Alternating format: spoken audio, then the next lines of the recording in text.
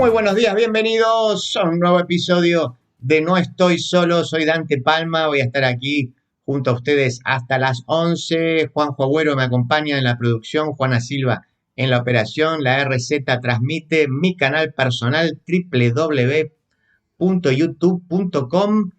No solo transmite, sino que también te hace escuchar, te hace ver, te propone contenido específico, te da cursos, te abraza, te quiere, te manda mensajes, todo hace, todo hace. Es fabuloso ese espacio. Así que los invito a que pasen por allí.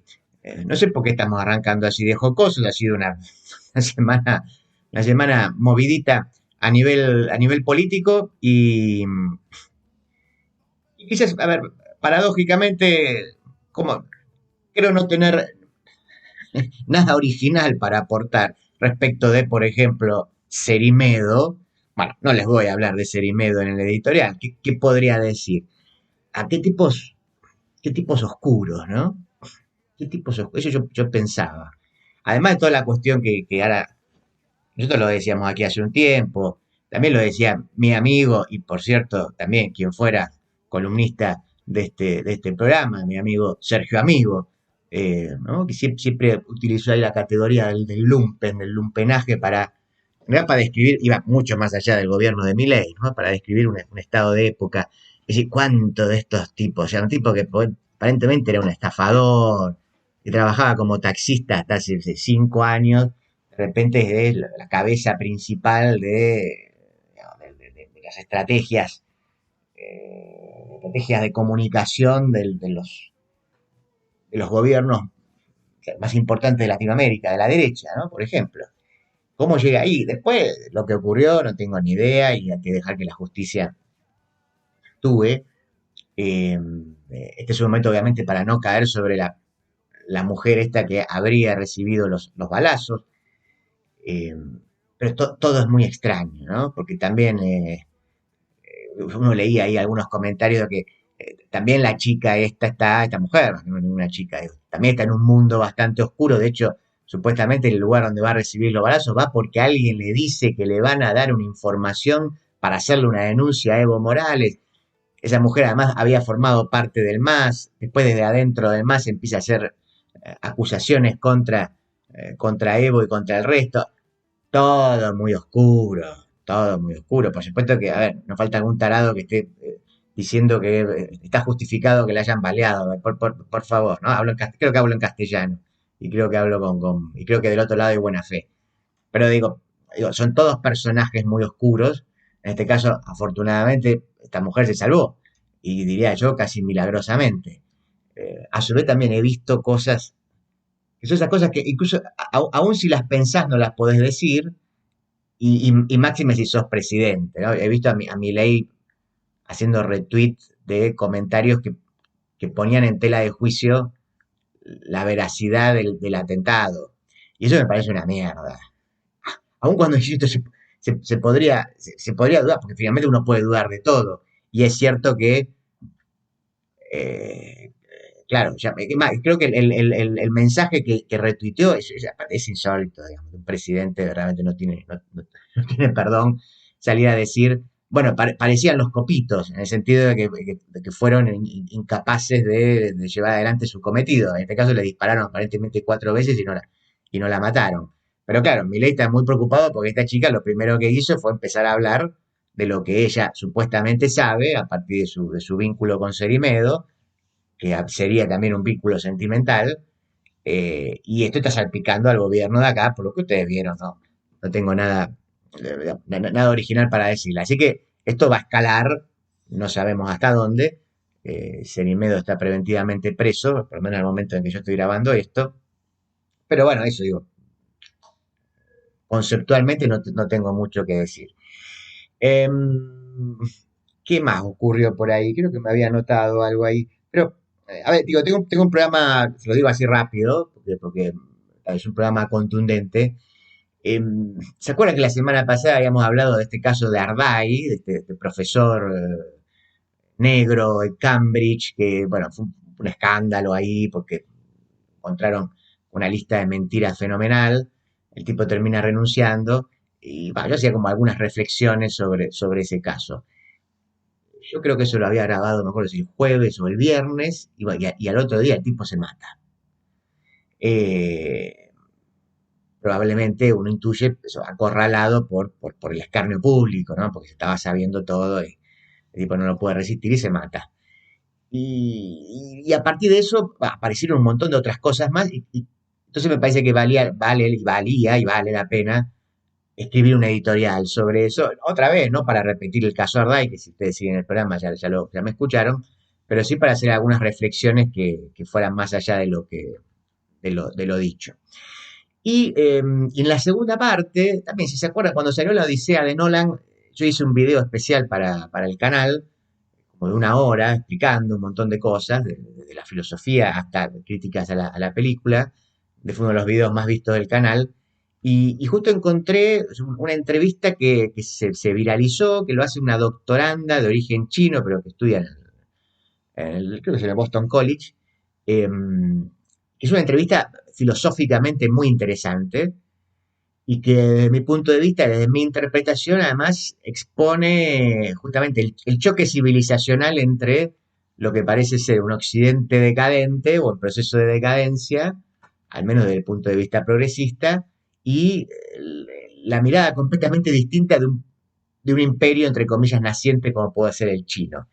Las preguntas filosóficas que le hace son muy interesantes, algunas de él las responde bastante bien, pero a su vez en cada una de las respuestas está el reconocimiento de muchas de las críticas que le hicimos a una interpretación en clave cristiano-wokista de Nolan, tergiversando los valores originales de la obra, que, como siempre decimos, en una adaptación uno puede hacer lo que quiere, pero siempre también está bueno decir qué representaba la obra original, para después decir, yo me voy a diferenciar en esto y en esto. Así que no se la pierdan, es la entrevista entera, pero con mis comentarios. Para los que me escuchan en la radio, no la puedo leer entera en la radio porque se me va un poquito el tiempo, así que los voy a invitar a que en todo caso la terminen de escuchar en el canal, que ahí sí la leo entera, que será más o menos más de media hora. Acá en la radio hacemos unos 15 minutos. Escuchemos el audio del municipio de Merlo y les agrego algo para ganar en algunos amigos más en esta mañana de sábado. En Merlo continuamos haciendo obras que cambian la vida de nuestros vecinos. Pavimentación de la calle Almirante Brown, obra hidráulica Arroyo Granaderos, repavimentación de la avenida San Martín, repavimentación de la calle Zapaleri y muchas otras obras más. Gobierno del pueblo de Merlo.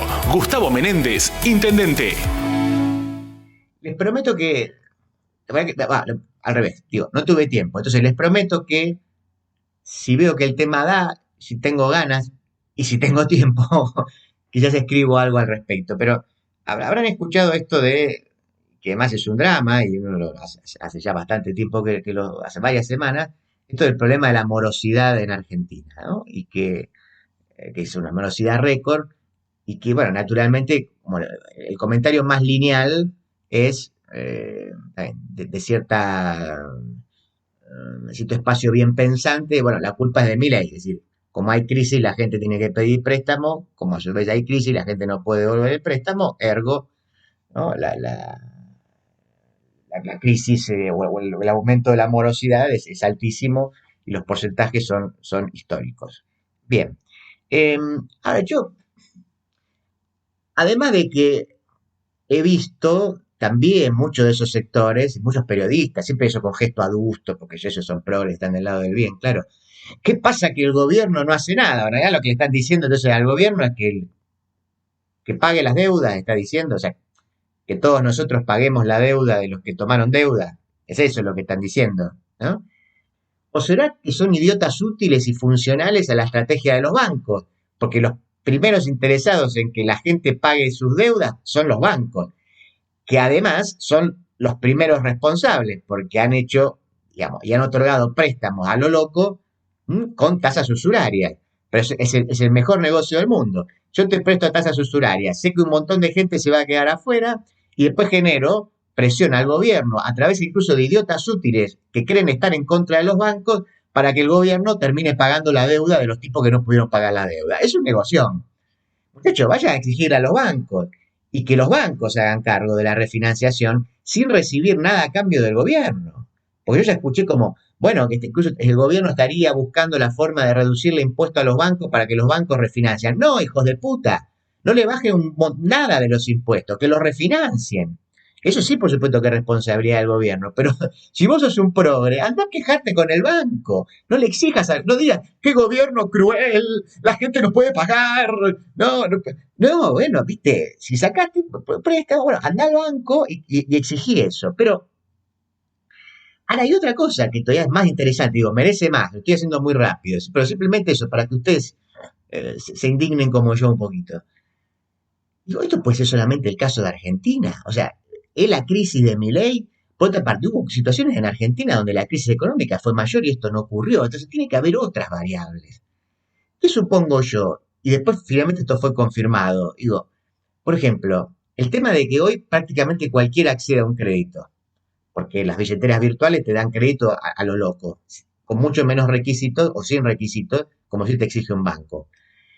Entonces, ese es un punto a tener en cuenta ahí. Cualquiera accede. Y después, además, que hay gente que efectivamente no tiene educación financiera y es boluda, porque también decirlo, o sea, hay gente que está desesperada, hay otra gente que es boluda. Entonces vos pedís 100.000 pesos y te dice, pagalo en 3 años a 10.000 pesos por mes. Y vos decís, ah, mira qué bueno, qué ventaja. Y después te decís, no, pero estás pagando 360.000 pesos a fin de año, a los 3 años. No te pueden cobrar eso, pero la gente es boluda. Entonces esto también es cierto. Y hay gente que está desesperada. Y por eso también termina yendo al tranza del barrio, que es de lo peor de lo peor. Pero digo, está esa cuestión, está la cuestión de las apuestas. Está la cuestión de las apuestas. No están, son dos elementos que no están disociados. Sí, apuestas digamos, y préstamos incobrables. Y ustedes dicen, ¿qué está diciendo? Pero igual sigue siendo Argentina. No, no, y esto se lo voy a confesar. No tuve tiempo de ponerme de dedicarme a ver caso por caso. Obviamente, claro que hay diferencia entre los casos, pero fui acá cerca, fui a Brasil y puse en Google. O sea, no hice ninguna investigación, puse en Google. Hay récord de morosos en Brasil, por ejemplo, con San Lula, con el estado de bienestar, con otro programa donde no es un gobierno cruel y todo eso. Mira, se lo voy a leer. La cantidad de morosos en Brasil ha alcanzado récord histórico en 2026, afectando a más de 81 millones de personas y a cerca de casi 9 millones de empresas. De acuerdo con datos del Banco Central de Brasil, la tasa de impagos en crédito de consumo disparó al factores que impulsan la morosidad. El fenómeno responde a una combinación de factores.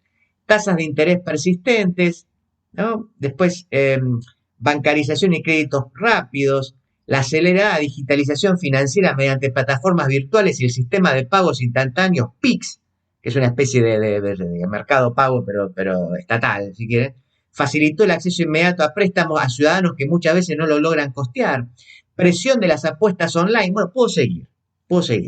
Entonces, nada más, digo, basta de análisis lineales, hijos de puta. Vos querés tener tu batalla contra Milei, tenés una lista infinita de cosas para estar contra Milei. Pero no seamos tan lineales. Evidentemente hay un problema que es mucho más complejo y que trasciende Argentina. Argentina debe tener su lógica particular, su propia crisis que probablemente agrava las cosas. Pero las cosas son más complejas. Bueno, en fin, no tengo más tiempo. Lo vemos si quieren la próxima semana. Escuchamos el audio del municipio de José Cepaz y vamos directo con el editorial del día de hoy. En José Cepaz reforzamos la seguridad con operativos nocturnos, un trabajo conjunto entre fuerzas para la protección ciudadana, sumada a patrullajes permanentes en cada barrio todos los días. José Cepaz crece. Tributo por seguridad e higiene, vencimiento 31 de agosto. Tributo por conservación de la vía pública, primer vencimiento 10 de agosto, segundo vencimiento 24 de agosto. Pedí tu recibo por WhatsApp al 113-878-9504. Municipalidad de José Cepaz. Murió la verdad, murieron los hechos, murió la verosimilitud. Durante 18 años, Jean-Claude Roman hizo creer a su familia y amigos que era médico e investigador de la OMS en Ginebra. La realidad era bastante diferente. Había abandonado los estudios de medicina, no tenía trabajo, pasaba sus días ahí vagando coches, plazas, tomando café, leyendo el diario. Se sostenía estafando con dinero a amigos y a familiares a los que convencía de realizar supuestas provechosas inversiones. Finalmente, diversas circunstancias hicieron que su gran mentira estuviera a punto de descubrirse y allí tomó una decisión estremecedora. Asesinó a su mujer, a sus 2 hijos y a sus padres. Luego intentó suicidarse incendiando la casa, pero en este caso falló y llegó a ser rescatado. Con esa historia, que seguramente les suena familiar, Emmanuel Carrer escribió su famoso libro El adversario, ¿no? Después de entrevistar a este sujeto. Jason Arday se suicidó el 14 de agosto. Para los que siguen el programa y el canal, hablamos de esto la semana pasada. En este caso, afortunadamente no atentó contra su familia, pero es de suponer que no pudo soportar el escarnio público que lo atravesaba tras conocerse flagrantes mentiras sobre las cuales había construido una vida profesional y pública. Arday era un profesor de Cambridge que había sido contratado por esa institución, ¿no? y que era presentado como por las autoridades como el académico negro más joven en alcanzar el estatus de profesor en aquella casa de estudios.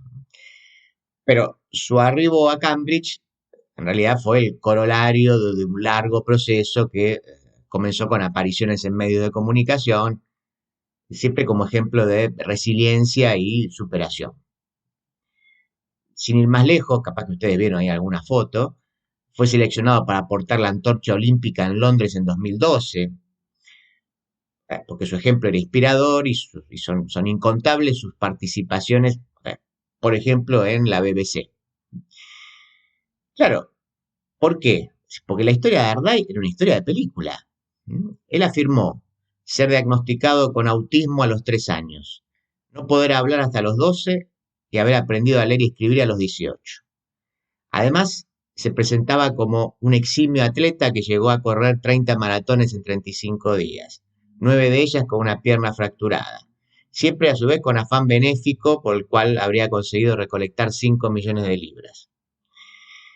Claro, visto así, dice, Arday era el emblema perfecto para el discurso hegemónico progresista y su llegada a Cambridge, la coronación y una forma de expiación cultural, digamos. O sea, el negro neurodivergente que se supera y se realiza en esta tierra que brinda oportunidades iguales para todos, más allá del color de piel. Un presente ficticio para enterrar una historia de colonialismo y discriminación real. Además de la poco creíble lista de padecimientos ya enumerados, justamente a eso van estas líneas, todos. Sé que vos estás del otro lado cuando escuchas esta lista, decir, esto está raro. Pero además de esto, Arday, yo lo que estuve buscando ahí, encontré, había hecho afirmaciones, pero además claramente comprobables y delirantes. Se ve que en una especie de raíz, de maratón medio loco de mentiras, había afirmado como que participó en un programa de TV de los años 60 cuando él había nacido en 1984. También había dicho ser profesor invitado en universidades de Escocia, Estados Unidos y Sudáfrica, además de profesor honorario en la Durham University, pero después eso fue desmentido por las propias universidades. Aparentemente también sería falsa la obtención de un máster en Psychodynamic Counseling, algo así, como así también habría sido inventadas supuestas amenazas contra él y su familia. Él dijo que le habían colocado unas cabezas de cerdo en la puerta de sus padres, que recibió amenazas racistas, que había una especie de un stalker, ¿no? Como un perseguidor, ¿no? Un tipo que lo volvía loco, un obsesionado con él. Y otros episodios que, por lo que también chequeé ahí, hubo una investigación de la prensa, de Free Press, y esa investigación, por lo menos, no encontró evidencia ni documental ni policial para nada de eso. Sin embargo, a ver, claro está, semejante inverosímil historia llamó la atención. Especialmente si está todo el tiempo expuesta, porque si vos decís, bueno, mira, esto me lo contó un amigo, para todos tenemos un amigo fabulador. Este era un tipo público, digamos, ¿no? Con relativa importancia, digamos, era conocido en el ámbito público, por decirlo de alguna manera. Y entonces, claro, empezaron a circular rumores, especialmente en el ámbito académico, rumores de plagio, además de que, bueno, también empezaron las dudas acerca de los cargos que él decía haber ostentado, por lo menos. A ver, en lo que también yo fui reconstruyendo, aparentemente la trama es la siguiente.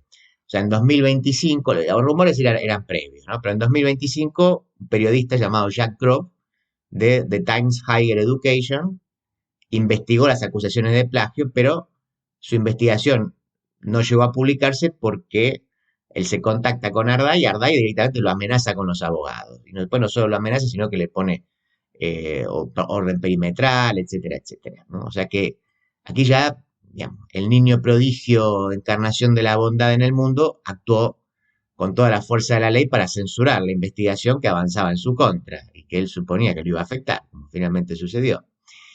Después, en julio de 2026, ya estaba muy cerquita, hay un académico, un tal Nathan Kovnas, hizo públicas nuevas acusaciones de plagio. Él se ocupa, toma la tesis y encuentra ahí un montón de inconsistencias y copias.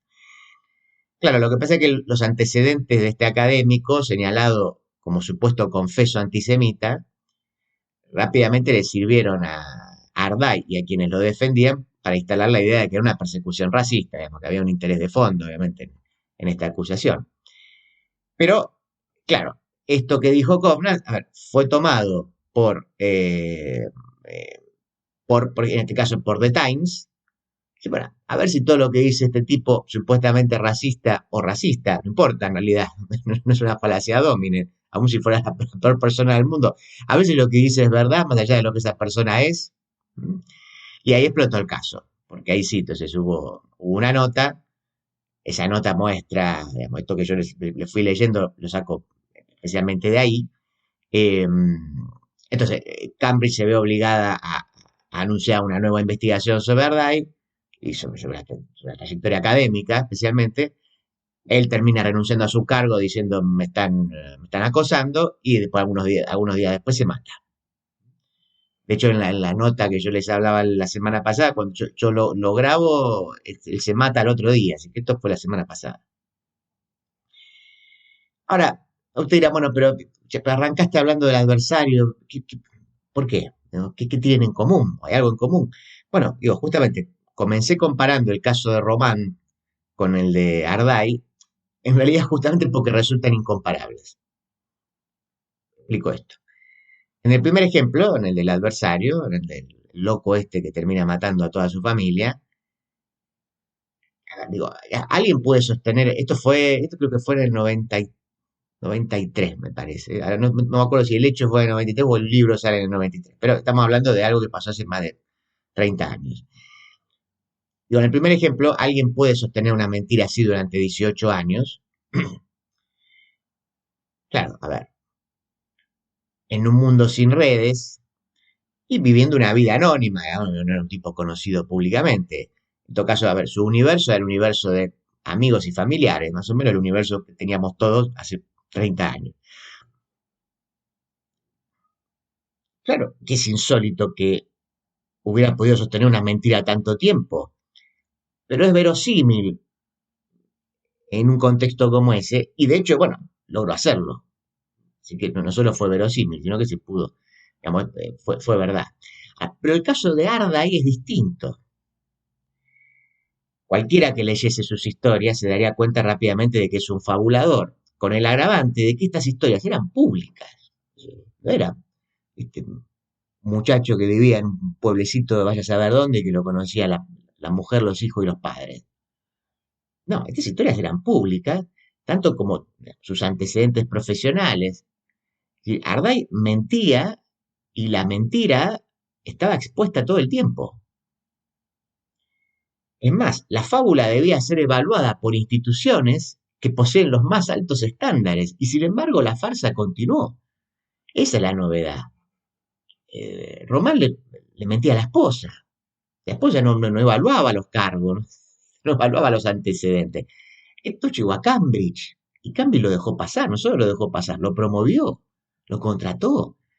Hubo un montón de gente ahí, y no es la decisión de José Cambridge, nada más. Hay un montón de gente ahí en el medio que evalúa, supuestamente, creo, ¿no? Entonces, a mi sospecha es que esto es posible porque, como le decía en el título, no solo ya ha muerto la verdad y ya han muerto los hechos, esto nada nuevo, además, si quieren, vamos a Nietzsche, ya se anunció esto hace mucho tiempo, esto está claro. Pero creo que la novedad es que también murió la verosimilitud, murió lo verosímil, o sea, murió esto de que alguien pueda leer esto, que yo le digamos, esta lista de delirios, y no pueda decir, "Che, esto es un delirio". ¿Qué le puede creer a este tipo? Eso murió. Y eso me resulta todavía más peligroso que el hecho de que hayan muerto los hechos y que haya muerto la verdad. Así que ya está, mire, ya no podemos resucitar eso, pero me preocupa que también haya muerto la verosimilitud acá como sinónimo de cierto orden de la sensatez, de la racionalidad, de decir, "Che, esto no puede ser así, y yo no te puedo defender, por más que vos seas de los míos, que a eso quiero ir, ¿no? ¿Por qué sucede esto? ¿Será porque sos de los míos? O justamente, o te voy a atacar porque sos del otro lado. ¿Mm? Entonces, se los digo en otras palabras. Ya sabemos que en esta era donde el lenguaje crea realidad y hablar de verdad es fascista, los hechos son los que indican el algoritmo y los que confirman prejuicios. Por eso decimos que los hechos murieron. Los hechos son los que a vos te llegan, los que a vos te manda, ¿no? Tu aplicación, si querés, ¿no? O esos que recibís cuando estás scrolleando. Pero la defensa cerrada e insólita que el mundo woke está haciendo, ahora les voy a contar algunas cosas más, que está haciendo de Ardai, demuestra esto que les decía, ¿no? Que entonces que también la verosimilitud y la sensatez se han sacrificado en aras de la ideología. También, a ver, se lo digo de otra manera. Eh, la tara ideológica hizo que el mundo woke no viera o no quisiera ver semejante desatino. La realidad no podía arruinar, como se dice muchas veces, no podía arruinar una bella historia, ¿no? Incluso cuando se tratara de una mentira. Así, no solo durante el proceso circunscribieron todo a un ataque de la derecha racista, sino que tras la muerte hablan de una confabulación desde los medios de comunicación contra Ardai, así como entonces una víctima que no pudo soportar el acoso. El delirio llega a tal extremo, no sé si ustedes lo estuvieron siguiendo, pero hace 2 o 3 días hubo una movilización en Trafalgar Square para honrar la memoria de Ardai, y a eso se le puede agregar una petición. Siempre que sucede algo hay algún sonzón que hace una petición en change.org, titulada, a ver si las traduzco, algo así como propuesta para, algo así como una ley Ardai sería, ¿no? Una propuesta para la ley Ardai. La propuesta es limitar la cantidad de artículos que se pueden publicar sobre una persona dentro de un espacio de tiempo. Es una propuesta, no es una propuesta de ley, ¿no? Es una propuesta que, a ver, alguien hace en change.org y hay gente que apoya o no. Ahora, bueno, por si no quedó claro de qué va. La propuesta está pidiendo una acción legislativa para limitar el número de artículos periodísticos que pueden publicarse sobre una misma persona. ¿Sí? O sea, el argumento es que una concentración excesiva de cobertura puede producir una presión pública desproporcionada y daños personales, lo cual es cierto, claro que sí. Si pensamos, ahora, digo, esto es cierto, por supuesto, imagino. Si a vos, por las razones que fueran, sea porque es una persona pública o no tanto, De repente, a veces vos no, que yo soy una persona privada, pero no sé, por las razones que fueran, de repente, en las redes sociales te están atacando por algo que hiciste, que dijiste, o que dicen que dijiste o que hicieron, o que dicen que hiciste. Bueno, eso, si uno está preparado, sin duda debe ser fuerte, y es fuerte, lo sé. Pero entonces, uno podría decir que eh, si pensamos, lo voy a decir así, porque tal como lo expuse pareciera que esto es una simplemente como, bueno, se le ocurrió a alguien y después tenés un montón de tontos que lo siguen. Pero no es una iniciativa marginal de usuarios con tiempo libre, ¿no? Adoradores, si quieren, no sé, de cierto, ¿cómo llamarlo?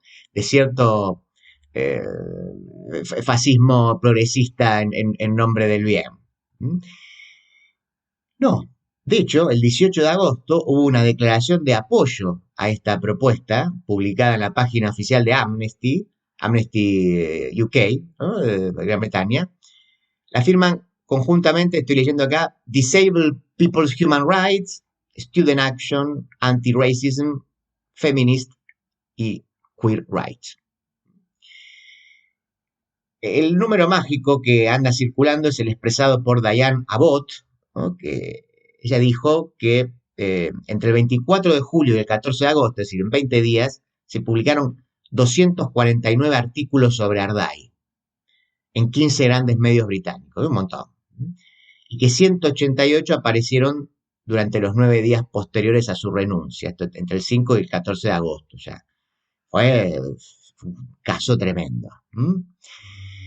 Hace tiempo que el progresismo, embanderado en su supuesta lucha contra los lenguajes de odio, coquetea con la censura contra todo aquel discurso que señala a los propios. Pero no deja de ser curioso que sea ese mismo progresismo el que exija un límite al acoso y a la cacería sobre una persona, ¿no?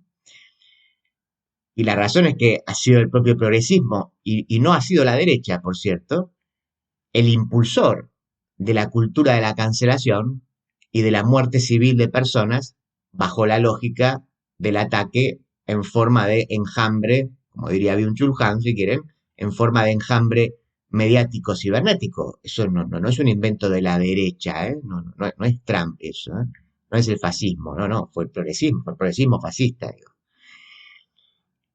Y sí, claro, esa dinámica de ataque total durante muy poco tiempo, esto que están señalando, tienen razón, claro, imagínate, 250 notas en contra de alguien en 20 días.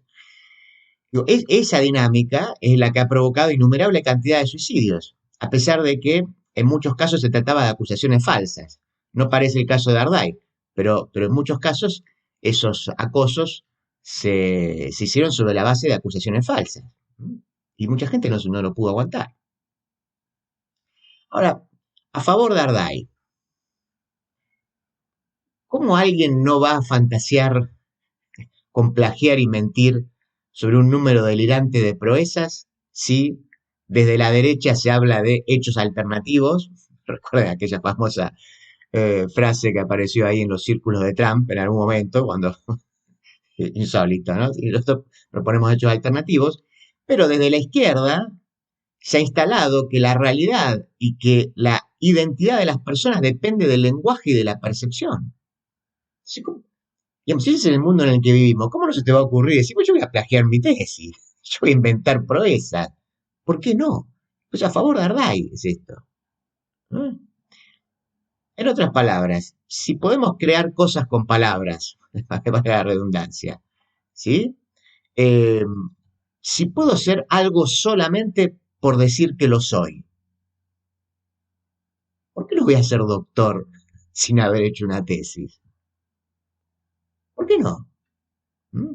¿Por qué no voy a correr 9 maratones con la pierna quebrada? Es posible, finalmente. Todo es lenguaje. Es más, si la meritocracia ya no existe y solo hay cupos identitarios, ¿qué sentido tiene llenar un CV con logros profesionales? A nadie le importa el doctorado de Ardai. Él estaba ahí por no ser hegemónico y por haber dicho que hacía caridad, por haber dicho que fue diagnosticado con autismo, que tuvo dificultades para hablar, leer y escribir, etc. O sea, los currículum hoy en día devienen listas de padecimientos y no de logros. Son listas de padecimientos. El mejor currículum, te diría yo. El mejor currículum es una lista de padecimientos, no de logros. De las tesis, los libros, etc., nos interesa solo la identificación del tesista o del autor. Y lo estamos viendo, por cierto. Los concursos ya no evalúan conocimientos, sino biografías. ¿Quién es? Califica, está dentro del cupo. Sí, entonces ganó. El varón blanco heterosexual es malo. Todo lo otro es bueno. Todo lo otro está en la verdad y nunca miente. Por eso no se puede admitir la mentira de Ardai. Ese es el problema. Se puede admitir. Porque identitariamente le está vedada la mentira. Está vedado mentir. En este caso por ser negro, pero lo mismo le hubiera ocurrido si perteneciera a otra minoría. O sea, las minorías no mienten. Por eso es tan importante calificar como tal. Si estoy en una minoría, estoy en la verdad. Diga lo que diga. Aún en un delirio como lo que acabamos de leer. Y ahora, esto lo había comentado la semana pasada, un párrafo para las instituciones. Porque en realidad tenemos que hablar de las instituciones. No caerle a Ardai. O no solamente a Ardai. Está claro que él tiene una responsabilidad. Pero aquí hubo todo un sistema que le dio lugar, que lo encumbró, a pesar del delirio que presentaba, que lo protegió, y que va a hacer de él un mártir. Porque esto es lo que viene, ya lo estamos viendo. Simplemente para no dar el brazo a torcer, o sea, para no desnudar que todo este gran delirio colectivo es responsabilidad de las instituciones, las encargadas, por definición, de dotar de racionalidad al orden social. Por eso el orden social está loco. Tienen que darle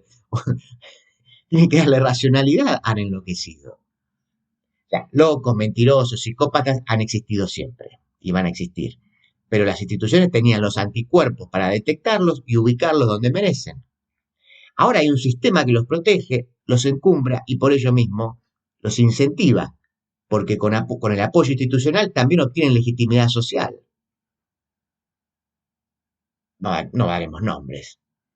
Si la mentira no tiene costo social ni jurídico y hasta puede llevar a la persona en cuestión a gozar del beneficio del reconocimiento social, entonces estamos ante un escenario demasiado tentador para determinado tipo de personalidades y enormemente dañino si de lo que se trata es de construir un universo común con la justicia, la igualdad y la paz social como pilares. Si ni siquiera lo verosímil puede formar parte de una discusión común y funcionar como base de acuerdo para el debate entre polos, episodios como este confirmarán, y con esto termino, episodios como este confirmarán una y otra vez el alcance demencial del relativismo posmoderno que ya se había cargado la verdad y luego había secuestrado a los hechos para someterlos al arbitrario terreno de la pura interpretación y el lenguaje creador. Cada evento será un disparador de los marcos que representan a los polos y cada uno jugará su batallita en la guerra cultural donde todos quieren convencer, pero nadie acepta poder ser convencido. Inauguramos la nueva Municipalidad de Ensenada, el edificio municipal más moderno del país, construido con fondos propios y preparado para los próximos 150 años. Una gestión eficiente, al servicio del vecino y comprometida con el crecimiento de la ciudad. Municipalidad de Ensenada, gestión Mario Seco.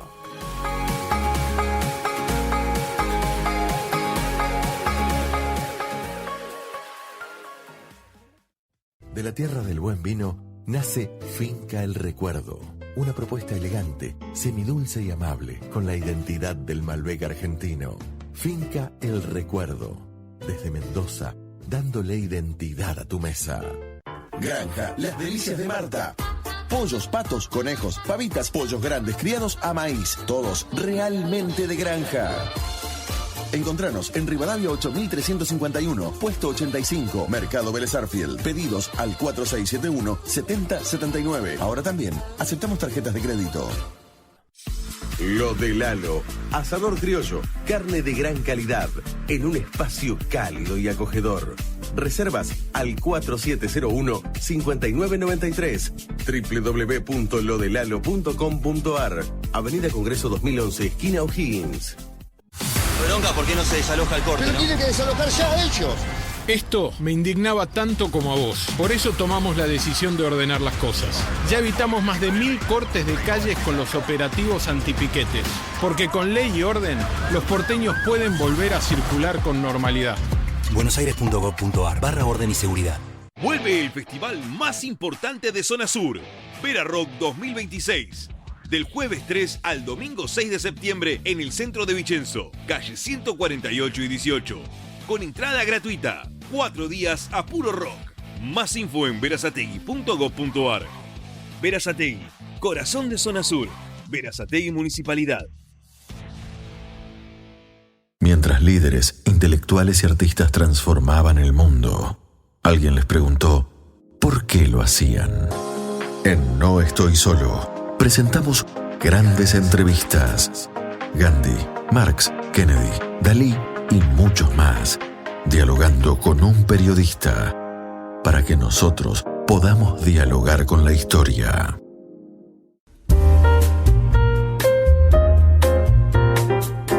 Hay una entrevista, iba a decir de la que todos hablan, quizá estoy exagerando un poquito, ha circulado, si quieren, bastante, una entrevista bastante sorprendente, disculpen la redundancia, que le hizo una doctoranda de origen chino que estudia en la Boston College a Christopher Nolan a propósito de la Odisea.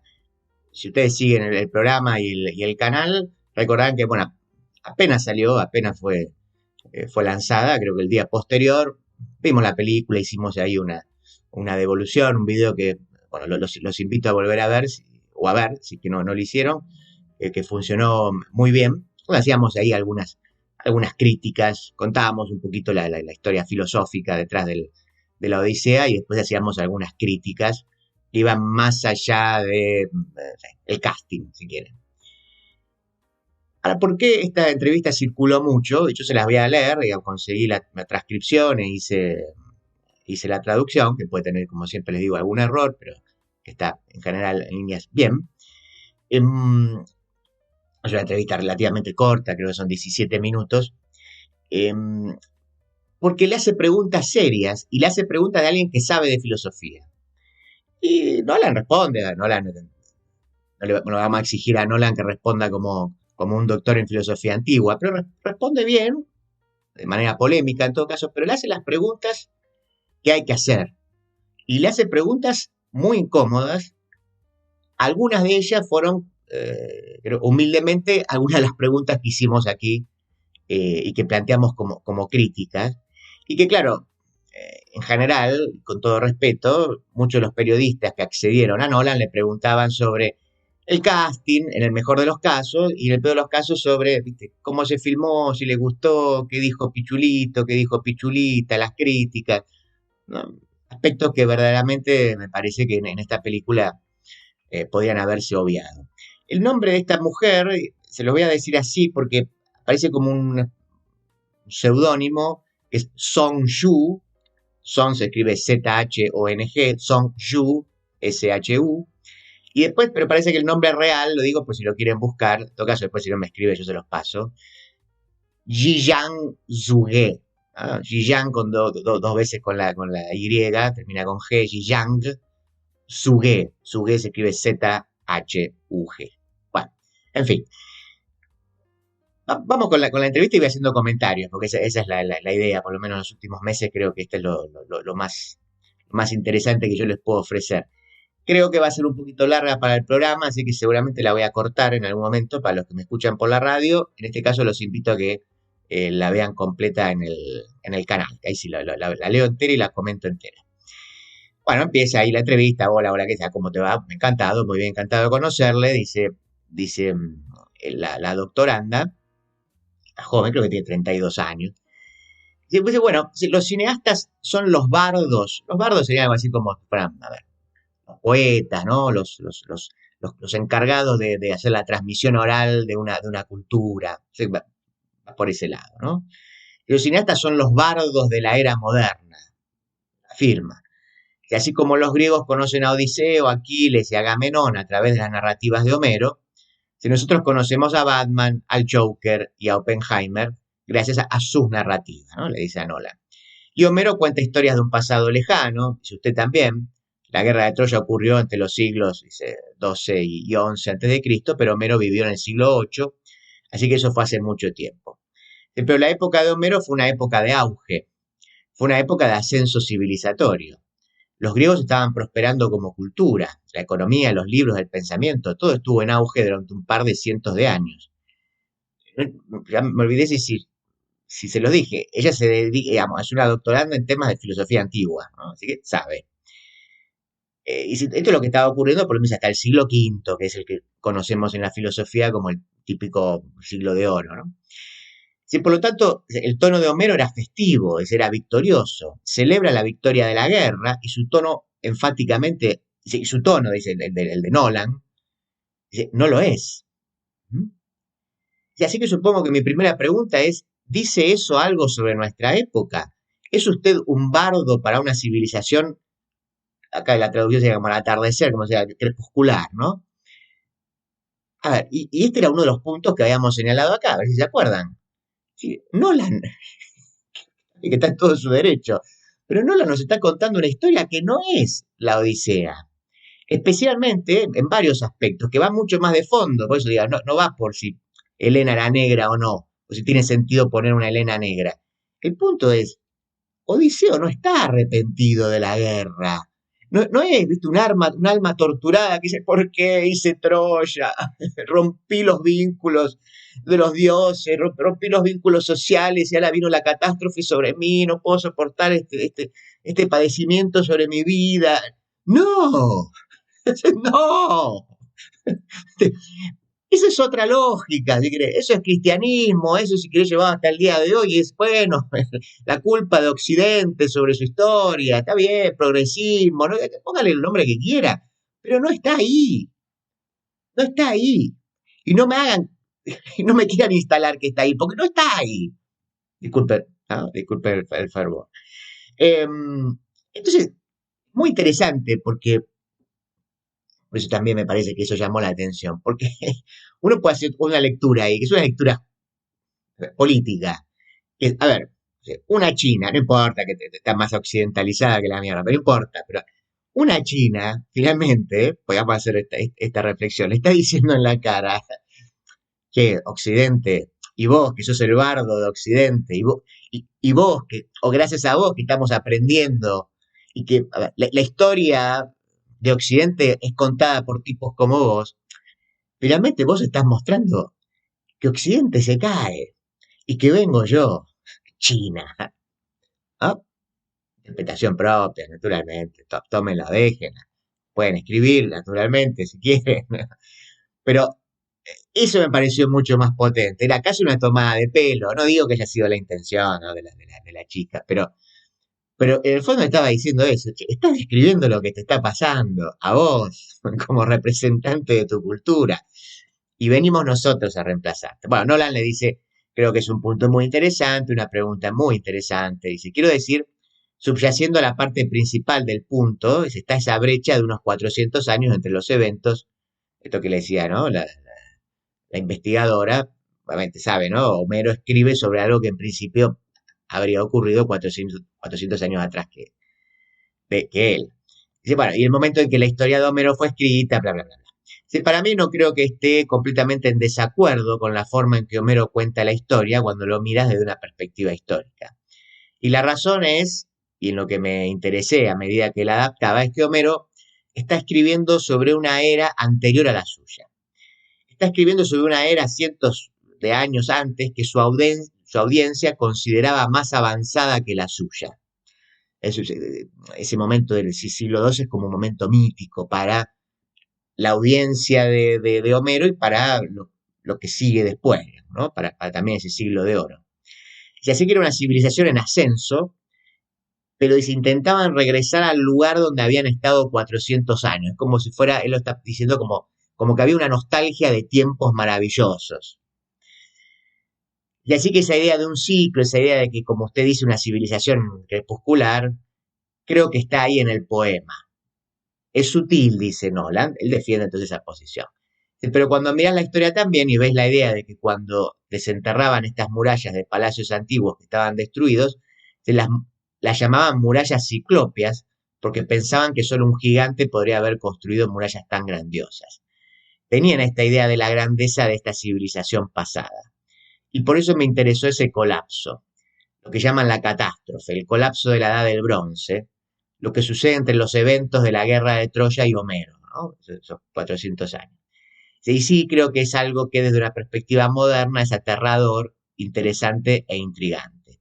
Y creo que para mí, en parte, surge de haber trabajado en Oppenheimer antes de esto, que es en gran medida una película sobre el fin del mundo, ¿no? Ustedes saben, sobre el creador de la bomba, sobre el fin o el colapso de la civilización, en última instancia. Así que creo que sí, definitivamente llevé esa sensibilidad a esta adaptación de la Odisea.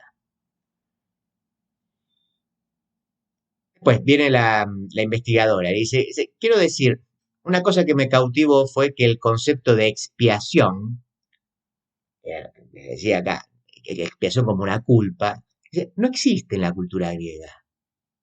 Lo dice ella, como que está corrigiendo, como decir, mira, esto no está.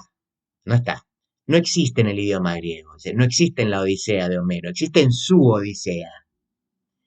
Así que supongo que una pregunta natural que tuve al ver la película fue, ¿cristianizó a la Odisea?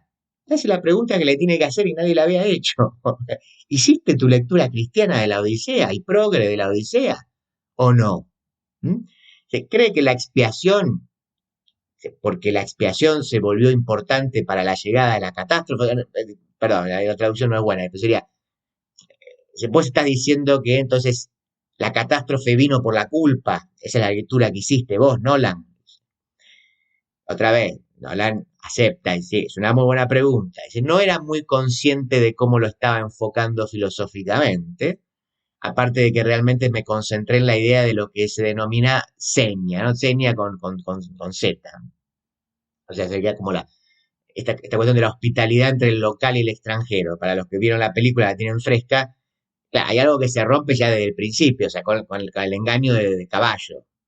Ahí se rompe algo. Como decir, ya estamos engañando a quienes creen en nuestros propios dioses, y ahí viene el desastre. Por eso, entonces, supuestamente, el Odiseo de Nolan es un odiseo del padecimiento y la culpa. ¿Cómo me equivoqué cuando los cagué? Ahí desaté el desastre, la ira de los dioses.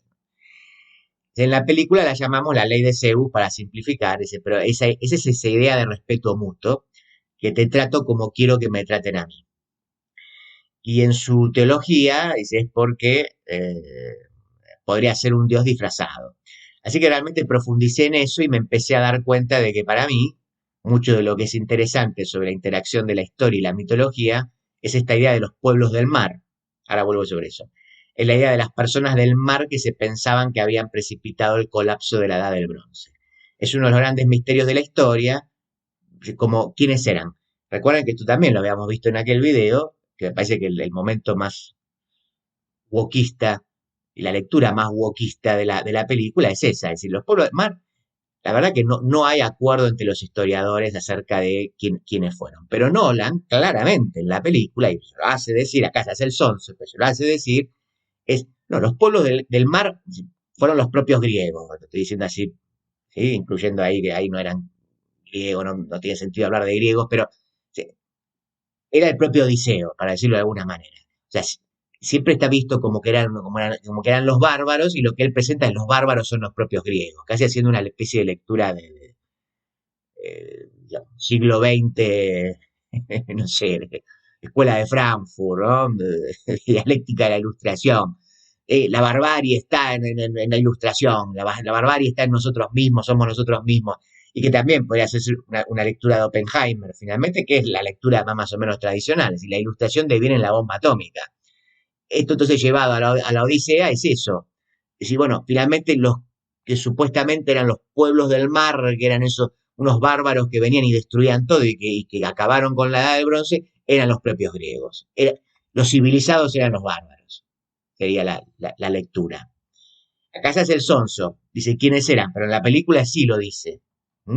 Y eso históricamente no hay ninguna prueba de que sea así. En aquel video hicimos algunas declaraciones, podría ser que alguna parte de los micénicos, pero porque ya los habían atacado, entonces salieron y saquearon. Pero pensar que los civilizados eran los bárbaros es una aberración histórica. Continúo. Dice, pero la idea de que realmente una violación de la seña, ¿no? Otra vez, de esta hospitalidad con el otro, si quieren. Una violación de la ley de Zeus, que es lo que están haciendo los pretendientes en el palacio. Esa es otra, recuerden la escena final, ¿no? A lo largo de toda la película todos quieren esposarse con Penélope, que famosamente teje y desteje para ganar tiempo y que vuelva Odiseo. Pero ahí también hay una violación de la ley de Zeus y todos estos zánganos y parásitos que comen del palacio a ver quién se lleva a mi mujer, y ustedes saben cómo termina. Llega Odiseo con la espada y con la lanza y ¿sí? Se lo lleva todo puesto. Y realmente es esa ruptura de la ley de Zeus la que está causando esta dificultad y este daño. Creo que la idea de la expiación, en cierto modo, escuchen, dice, es lo que nosotros como espectadores aportamos a la historia. A ver, acá también podríamos remitir los análisis que hizo Aristóteles sobre la tragedia griega. Algo aparece ahora, no me adelanto, pero bueno, como que uno de los efectos en la audiencia de la tragedia griega era justamente la catarsis que genera en la audiencia. Así, cuando uno se compenetra con el padecimiento del héroe, se identifica con ese padecimiento, entonces lo que hace es purgar todas en la actualidad diría las malas vibraciones, las malas energías, digamos, para hacernos los jóvenes. Así que uno purga la mierda que tiene adentro porque se identifica con ese padecimiento y cuando sale de ahí, nos liberamos. Entonces acá de repente da una vuelta Nolan, dice, bueno, eso es lo que nosotros ponemos, los espectadores ponen en la historia. No sé si hay realmente expiación en la película, en el sentido de que, bueno, cuando uno ve que el héroe se venga, bueno, uno se identifica y dice, sí, esto es lo que había que hacer con estos parásitos, ¿sí? Algo de eso. Si simplemente sentimos que esa es la catarsis, o que ese es el proceso que estamos viendo en el encuentro final que hemos estado esperando entre Odiseo y Penélope. Pero creo que en cierto modo podemos estar aportando nuestra sensibilidad más moderna a eso. Pero bueno, creo que es una pregunta muy interesante y en la medida en que está ahí, no es un intento deliberado de, por ejemplo, cristianizarlo, sino que es una consecuencia o es una conclusión natural de ello. Indagando en esta idea filosófica de qué sucede cuando rompes la ley de Zeus. Para los que me están escuchando en la radio, voy a cortar acá. La entrevista sigue más o menos unos 10 minutitos más, calculo, pero se me haría muy largo en radio. Lo de Lalo, asador criollo, carne de gran calidad, en un espacio cálido y acogedor. Reservas al 4701-5993, www.lodelalo.com.ar, Avenida Congreso 2011, esquina O'Higgins. Toma yerba mate Titraijú, la yerba generosa, elaborada en barbacoa, 100% natural, libre de agrotóxicos y apta para celíacos. Además, tomando yerba mate Titraijú, ayudas a las familias yerbateras de Oberá, aportando al logro de la soberanía alimentaria. Hace tu pedido a los teléfonos 15 64 51 68 69 y 011 2007 86 88. En José Cepaz reforzamos la seguridad con operativos nocturnos, un trabajo conjunto entre fuerzas para la protección ciudadana, sumada a patrullajes permanentes en cada barrio todos los días. José Cepaz crece. Tributo por seguridad e higiene, vencimiento 31 de agosto. Tributo por conservación de la vía pública. Primer vencimiento 10 de agosto. Segundo vencimiento 24 de agosto. Pedí tu recibo por WhatsApp al 113-878-9504. Municipalidad de José C. Paz. Bronca, ¿por qué no se desaloja el corte? Pero tienen que desalojar ya ellos. Esto me indignaba tanto como a vos. Por eso tomamos la decisión de ordenar las cosas. Ya evitamos más de 1000 cortes de calles con los operativos antipiquetes. Porque con ley y orden, los porteños pueden volver a circular con normalidad. buenosaires.gov.ar/orden y seguridad. De la tierra del buen vino nace Finca El Recuerdo. Una propuesta elegante, semidulce y amable, con la identidad del Malbec argentino. Finca El Recuerdo. Desde Mendoza, dándole identidad a tu mesa. Literalmente, tiempo para nada. Solo para escuchar al gran Juano Villafañe, que nos graba un audio y nos hace una invitación. Dante Palma y oyentes de No Estoy Solo.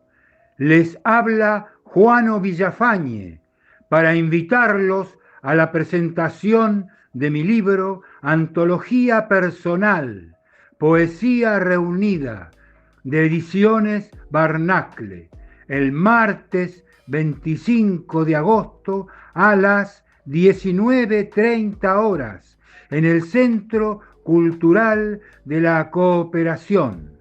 Los espero. Muchas gracias. Yo los invito, por supuesto, a que vuelvan a escuchar el programa en el formato radio o también a través de la imagen en mi canal www.youtube.com/palmadante. Ahora escuchemos juntos el audio del municipio de Berazategui. Una mañana, tras un sueño intranquilo, Dante Palma se despertó convertido en un monstruoso insecto. No estoy solo. Vuelve el festival más importante de Zona Sur, Vera Rock 2026. Del jueves 3 al domingo 6 de septiembre en el centro de Vicenzo, calle 148 y 18.